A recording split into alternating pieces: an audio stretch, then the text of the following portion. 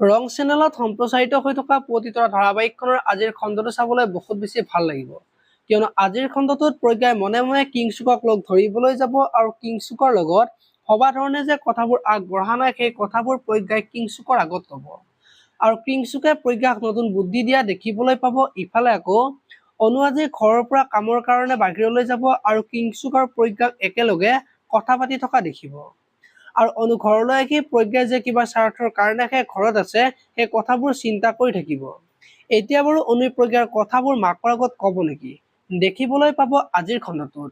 আনফালে বিন্দুৰ দেউতাকে মানুহজনে কোৱা কথাবোৰ ভাবি থাকিব আৰু কলৈ যাব ক'ত থাকিব সেই কথাবোৰে দেউতাকক চিন্তাত পেলাব আৰু বেদ বা ক'ত কি কৰিছে বুলি ভাবি থাকিব আৰু মিছাতে মই তাক ঘৰৰ পৰা উলিয়াই দিলেও সি চাগে মনত বহুত কষ্ট পাইছে বুলি ভাবি থাকিব। এতিয়া বৰ দেউতাকে বেদক ঘৰলৈ ঘূৰাই আনিব নেকি জানিবলৈ চাই থাকক আজিৰ খণ্ডটোত। আপোনালোকে পুৱতিতৰা ধাৰাবাহিকখন চাই আপোনালোকে কেনেকুৱা পায় কমেন্ট কৰি জনাব আৰু যদি আপোনালোকে প্ৰথমবাৰৰ বাবে চেনেলটো চাই আছে তেতিয়াহ'লে চেনেলটো ছাবস্ক্ৰাইব কৰি ভিডিঅ'টোত এটা লাইক কৰি দিব। ধন্যবাদ।